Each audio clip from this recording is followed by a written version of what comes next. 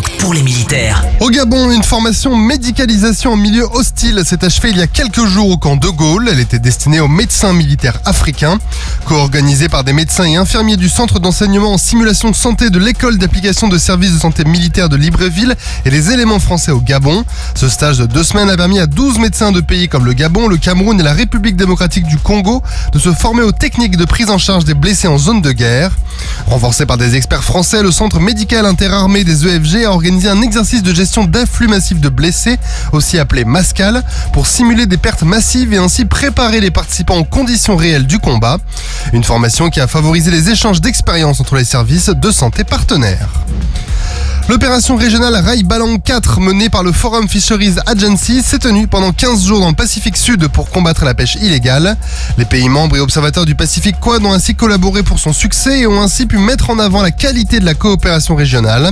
La France, représentée par les forces armées en Nouvelle-Calédonie, a déployé le patrouilleur outre-mer Auguste Benebig et 2 Falcon 200 Guardian de la flottille 25F basés à Nouméa et à Tahiti. L'opération a aussi mobilisé un officier de liaison pendant 3 semaines au sein du Centre régional de surveillance des pêches à Honiara, aux îles Salomon. Le président de la République, Emmanuel Macron, a visité la base aérienne 367 lors de son déplacement en Guyane avant de se rendre au Brésil. Accueilli par un piquet d'honneur, il a rendu hommage aux forces armées lors d'une cérémonie en mémoire du maréchal des logis chef Arnaud Blanc de l'antenne du GIGN, décédé dans l'exercice de ses fonctions le 25 mars 2023. Le chef des armées a ensuite rencontré le personnel militaire et a embarqué à bord d'hélicoptères Puma et d'un CASA de l'escadron de transport 68 anti-Guyane pour rejoindre Camopi. Pendant cette visite, une évacuation sanitaire réelle a été menée et a permis de démontrer l'engagement continu des aviateurs dans le soutien à la population.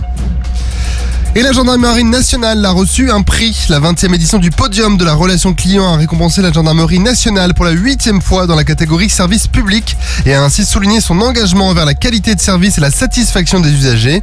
Lors de la cérémonie de remise des prix à Paris, le directeur général de la gendarmerie nationale, le général d'armée Christian Rodriguez, a exprimé sa gratitude envers les usagers et a souligné l'importance de l'engagement des 140 000 gendarmes. Skyrock PLM. En équipe avec Uneo, la mutuelle des forces armées.